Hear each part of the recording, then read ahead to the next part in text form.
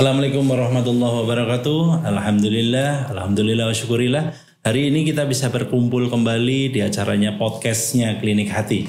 Para sahabat sekalian dimanapun Anda berada, baik yang dalam negeri maupun luar negeri, kita alhamdulillah kedatangan tamu yang sangat luar biasa, putra terbaik Indonesia dan putra terbaik khususnya Kabupaten Cilacap.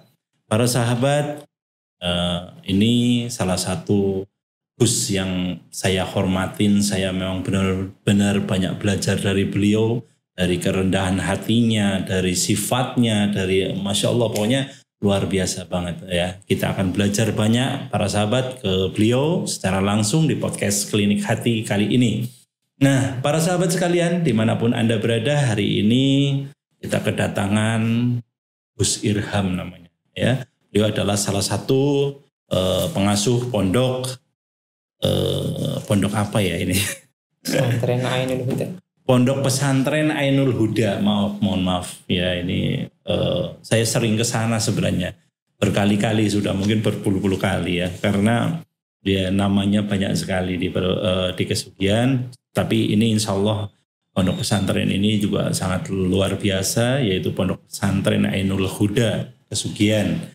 Nah, para sahabat sekalian, kita nggak usah berlama-lama lagi, langsung aja kita bertanya-tanya langsung tentang apapun yang berhubungan dengan apapun. Karena para sahabat, disitulah kita harus belajar, khususnya kepada Gus Irham saat ini. Para sahabat sekalian, kita langsung mohon disimak baik-baik ya para sahabat. Nah, Assalamualaikum Gus Irham. Waalaikumsalam warahmatullahi wabarakatuh. Masya Allah, ini Gus kayak apa ya, kalau kedatangan Gus Irham itu rasanya pertama senangnya minta ampun Gus Irham. Yang keduanya tidak pernah rasanya itu gundah gelisah itu tidak ada gitu. Adem langsung itu kalau ketemu dengan Gus Irham. Masya Allah. Nah ini apalagi kita kedatangan beliau, kita akan membagikan tentang beliau ya, panjang lebar. Ini jarang sekali karena Gus Irham ini sosok orang yang pendiam sebenarnya. Tapi ketika memang berbicara gitu, adem pokoknya. Gus Irham, saya akan bertanya, apakah Gus Irham asli dari Kabupaten Cilacap nih, Gus Irham? Kalau asli saya sebenarnya dari Kabupaten Banyumas, tepatnya di Kecamatan Cilongok. Ya, desanya Sokawera. Orang desa, orang gunung, orang yang jauh dari listrik mungkin. Masya Allah, ya. Aslinya memang dari daerah, tepatnya di daerah Sokawera yang sudah ke atas pelosok. Enak, masih sejuk sekali itu ya Gus? Alhamdulillah masih sejuk. Nah, dari akses ke jalan aja harus jalan kaki sekitar 10 menit mungkin dari ini. Luar biasa. Motor nggak bisa nyampe ke sana. Iya. Luar biasa banget ya perjuangan. Kok ini bisa sampai hijrah ke daerah Kesugihan? Ceritanya gimana ini? Ceritanya kayak gini. Awal mula itu memang saya itu lagi hikmah daerah Sukabumi, tepatnya di Pondok Pesantren Darul Habib. Hikmah di sana, dari sarang hikmah ke sono. Terus kebetulan Abuya Ahmad Novel bin Abdul Alkaf suruh saya untuk menetap di sana dan cari istri di Sukabumi. Di Sukabumi. Iya. Tapi pada akhirnya saya mencari istri di daerah sono nggak nemu, bahkan di daerah Cilacap itu juga nggak nemu, muter. Pada akhirnya saya ketemu sama, pada waktu itu berarti kalau sekarang berarti bukan mantan pacar karena nggak pernah pacaran ya. Oh, nggak pernah pacaran. Nggak pernah pacaran. Langsung bukan mantan pacar. Jadi kalau belum pernah pacaran berarti bukan mantan pacar. Masya Allah ya. Iya. Itu malah ada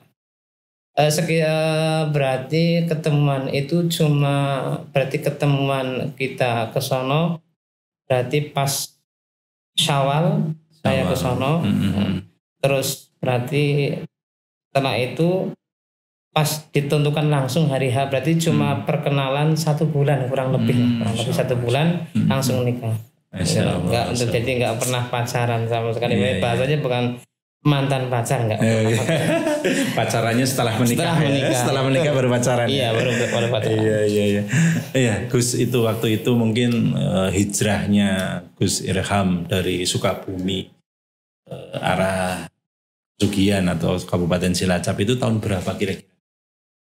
Kurang lebih tahun 2012 akhir kayaknya. 2012 akhir kayaknya. Tepatnya hari pernikahannya juga saya lupa. Hari pernikahannya tanggalnya berapa sampai sekarang lupa. Ada di buku kawin. Di buku nikah ada. Tapi untuk saya di nomor saya sudah enggak. Iya. Yang jelas dari semenjak itu menikah dan sebagainya sudah punya keturunan ya Gus. Alhamdulillah sudah punya anak 2 yang bernama laki-laki, yang kedua perempuan. Minta doanya Ustadz semoga keduanya jadi anak soleh. Amin doa. Nah untuk dengar dulu ya mohon maaf pernah belajar di tempatnya Kiai Haji Maimun Zubair. Ya, itu benar nggak? Tahun berapa itu di Sarang itu? Mana ya mau menjawab pernah di sana kayaknya nggak pantas bagi saya. Tapi alhamdulillah walaupun saya mungkin santri yang nggak begitu ya, mungkin lah santri yang nggak termasuk santri yang bagaimana lah gitu. Tapi alhamdulillah saya walaupun seperti ini sedikit banyak pernah istifadah kepada beliau Mbah Maimun Zubair. Alhamdulillah mulai tahun kira-kira masuk tahun 2001 keluar sampai 2010 kurang. Tahun lebih ya. Iya, alhamdulillah. Insyaallah. Inilah luar biasanya beliau walaupun mungkin 9 tahun ya. Beliau belajar di sana, kata beliau tidak pantas lah kayak saya cuma ngapain ke sana ya. Di sana cuma silaturahmi doang, berarti pergi lagi dan Masya Allah ini sampai 9 tahun di Sarang dan pastinya ilmunya sudah tidak bisa dipungkiri lagi lah kehebatannya Gus Irham dalam ahli ilmunya ya para sahabat sekali. Nah Gus Irham mohon maaf nih untuk aktivitas hari-hari untuk saat ini berarti ngajar-ngajar kayak gitu ya Gus? Ya betul. Alhamdulillah sekarang saya aktif ngajar di pondok sendiri, di pondok pesantren Al-Huda.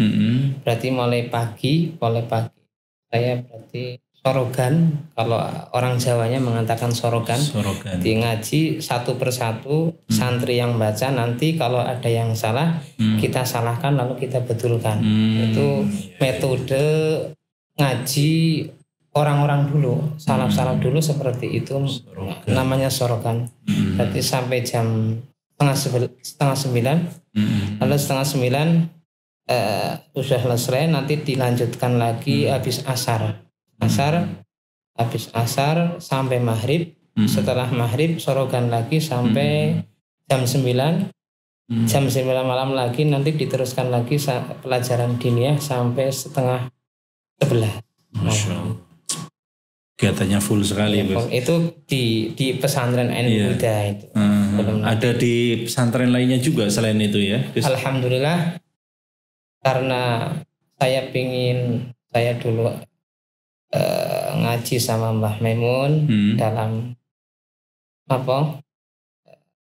orang-orang pesantren itu ada istilah hikmah. Itu kita supaya nyambung secara zahir dan batin dengan guru. Alhamdulillah saya ikut juga hikmah di pondok pesantren atau kami yang diasuh oleh beliau Kiai Haji Zuhur.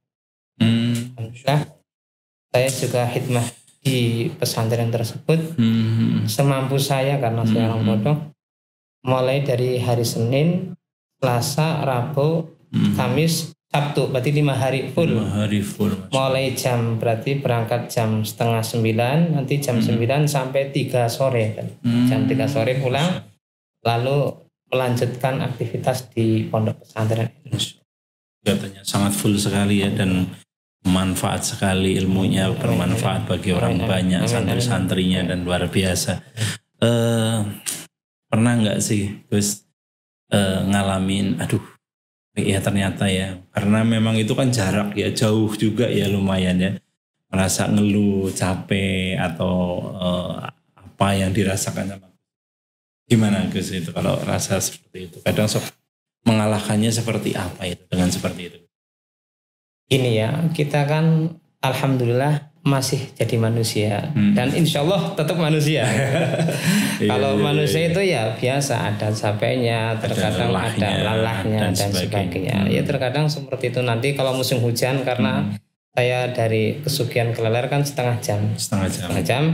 Kalau musim hujan itu kan luar biasa karena pakai motor, pulang pergi pakai motor lah. Itu terkadang kalau musim hujan kan luar biasa capeknya. Terkadang betul. Kita manusia ya terkadang seperti itu, capeknya luar biasa. Tapi untuk mengatasi hal-hal yang seperti itu ketika ada kegundahan di hati, kita terkadang saya memang oleh Allah ditugaskan seperti ini ya, harus mau capek karena ini memang di dunia itu tidak ada hal yang tidak capek. Betul. Kalau nggak mau capek ya nanti di surga itu. Kalau di surga nggak ada istilah capek ya. Kalau masih di dunia itu pasti seenak apapun pasti capek. Betul sekali.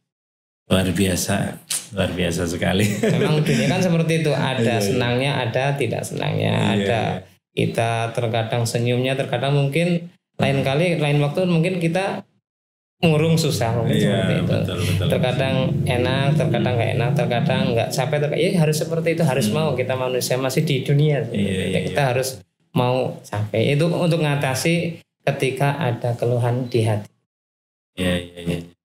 Jadi memang kita lawan ya kalau seperti itu ya, karena memang udah pasti kita capek. Gus Irham, kalau boleh tahu ini dulu awal mulanya mondok pesantren gitu kan, mungkin saya juga sedikit pernah ngalamin di beberapa tempat, itu pahit getirnya di dunia pesantren itu seperti apa Gus Irham? Boleh diceritakan itu, monggo. Ini Ustaz, mungkin awalnya gini, dari awal ketika di pesantren itu luar biasa enaknya sekarang, tapi dulu ketika merasakannya luar biasa. Betul. Biasa. Karena ceritanya gini, saya itu memang berangkat dari orang desa, keluarga juga berangkat dari wong desa, terus ekonomi menengah ke bawah. Tapi alhamdulillah, walaupun dari kalangan ekonomi menengah ke bawah, semangat mendidiknya orang tua saya luar biasa. Sampai nyuwun sewu bahasanya, kalau anak sekarang nggak ngalami, kalau dulu itu orang tua saya, ayah saya ketika saya nggak ngaji lalu dimarahin, bukan hanya dimarahin, pakai terkadang nyuwun sewu mungkin pakai dipukul. Cara didiknya seperti itu. Sangat luar biasa dalam mendidik. Tetapi pada waktu itu memang belum merasakan ya. Pada waktu itu betul. Kok ayah saya seperti ini kejamnya. Tapi ternyata itulah yang saya terima kasih yang baru sekarang ini. Dari awal orang tua yang ekonomi menengah ke bawah, tapi semangatnya luar biasa. Ayah saya pokoknya saya harus di pendidikan dalam kutip di sini pendidikan yang agamis pesantren. Awalnya memang saya mondok di daerah Kebumen, di situ ada namanya guru saya Kiai Haji Najib Yasin. Kebetulan beliau adalah santrinya Abdul Hisham Leler. Santri awal lah. Setelah itu 2001 saya masuk ke Sarang, dan karena berangkat dari orang tua yang mungkin alhamdulillah walaupun ke ekonomi ininya alhamdulillah cukup lah. Iya. Di pesantren akhirnya di Sarang luar biasa. Awal terkadang masuk pendaftaran untuk beli kitab sampai sudah habis. Padahal itu anak baru. Iya. Anak baru kan nggak berani hutang dan karena masih baru. Betul. Sampai saya pernah ngalamin yang namanya pas masih baru puasa itu nggak punya uang sama. Perjuangan luar biasa. Dan saya ketika keadaan seperti itu terus memperlihatkan saya nggak punya uang nggak, tetapi saya punya siasat. Kalau umpamanya pas buka saya keluar bawa sendal, saya keluar pondok, padahal cuma muter di pondok. Nanti jeding itu kamar mandi ya, tempat wudhu. Iya, nah di situ saya langsung meminum air yang pokoknya sekenyang-kenyangnya. Air keran. Betul. Alhamdulillah. Nah, setelah dirasa sudah cukup, sudah kenyang karena udah kemasukan air, lalu ke kamar. Jadi ke kamar itu kayak orang udah buka padahal belum. Masya Allah. Sahur juga demikian. Ketika kalau sudah waktu sahur, ini saya keluar, saya bawa sendal kan biasanya masak di warung. Iya. Saya keluar cuma muter nanti ke kamar mandi minum air itu pernah saya alami seperti itu. Luar biasa perjuangannya luar awal. Terus sampai akhirnya juga demikian, sampai alhamdulillah akhir ya perjuangannya saya terus ketika memang kirimannya itu nanti buat beli kitab, terus untuk bayar hutang, nanti sisanya kan sedikit. Akhirnya saya punya siasat kan, di pesantren sekarang itu biasanya ada orang yang kepingin makan yang masakan pondok, tapi nggak mau masak. Jadi nanti yang punya uang itu nanti yang urun, saya yang masak sendiri tanpa modal. Jadi nanti saya yang ngatur, saya yang masak, saya yang ngatur keuangan, saya yang belanja dan sebagainya. Saya yang penting bisa makan. Itu cerita di pondok itu ya hampir mulai tahun 2001 sampai hampir selesai masih masak. Masih seperti itu. Alhamdulillah. Perjuangannya luar biasa. Dulu memang dirasakan seperti itu, tapi sekarang ternyata indahnya luar biasa ketika dulu di pesantren seperti itu. Biasa. Itu pernah paling lama, ya mohon maaf, itu pernah paling lama dengan minum air itu sampai berapa hari itu Gus? Sampai kurang lebih 2 hari kayaknya. 2 hari. Pokoknya 2 hari tidak makan nasi. Paling kalau ada jajan, biasanya kan anak santri kadang ada yang datang atau mungkin ada yang anak kamar yang beli jajan nanti untuk bersama paling itu kan. 2 hari pernah saya seperti itu. Luar biasa perjuangannya ya. Enggak nyangka perjuangan seorang Gus Irham ternyata sampai seperti itu untuk mendapatkan ilmu bermanfaat. Dan para sahabat mungkin yang terutama santri-santrinya ini harus bercermin kepada beliau dan luar biasanya mencari keilmuan sampai seperti itu perjuangannya. Kalau anak-anak sekarang mungkin pada nggak kuat ini melambaikan tangan ya. Langsung pingin pulang ya Gus ya. Masya Allah. Nah ini Gus, dari sekian banyaknya mungkin ada nggak kendala selama di pondok pesantren? Mungkin nggak cocok sama temannya, nggak cocok sama mungkin gurunya atau ustadz-ustadz pengampunya dan sebagainya. Kalau alhamdulillah saya mondok di Kebumen di Sarang, alhamdulillah tidak ada kendala sama sekali. Kecuali yaitu kendalanya karena faktor ekonomi. Ya kalau kendala masalah mungkin nggak bisa pelajaran itu karena saya mungkin kurang mampu dalam itu, mungkin dalam otaknya juga mungkin kurang mampu. Kendala ya juga kendala, hafalannya juga kendala dan sebagainya.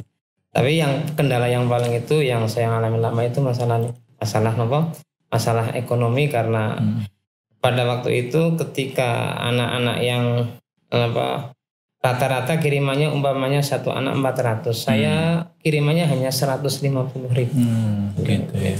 Jadi ya hanya cukup untuk beli kitab dan sebagainya gitu ya. Ini guru, mohon maaf Gus Irham, kalau awal mulanya mungkin masuk atau langsung berkecimpung di pondok pesantren Ainul Huda itu ceritanya dulu seperti apa Gus, bisa sampai jadi ngajar dan mungkin sampai sekarang jadi pengampu dan sebagainya? Ceritanya awalnya di pesantren itu ada namanya, kalau kita jadi masuk di pesantren jadi menantu kiai itu ya secara otomatis harus ngaji. Saya kan termasuk bukan dari keluarga pesantren Al-Huda, bukan, cuma menantu. Karena kebetulan Ki Haji Abdul Khalik mungkin dulu itu MUI, ketua MUI 2 periode tahun berapa nggak tahu. Beliau sempat jadi ketua MUI Kabupaten Cilacap 2 periode. beliau kan kesemuanya semuanya putri, nggak punya putra, 5 bersaudara putri. Nah, akhirnya kesemuanya ketika mendapatkan istri mendapatkan putrinya suaminya menjadi suami dari putrinya Kiai Abdul Malik, ya secara otomatis harus itu harus tuntutannya ngaji, katanya harus ngaji. Memang seperti itu di dunia pesantren seperti itu. Dan dari 5 anaknya itu, mohon maaf, tinggal di Ainul Huda semua atau hanya Kiai atau hanya Gus Irham aja yang? Alhamdulillah semuanya tinggal di Ainul Huda.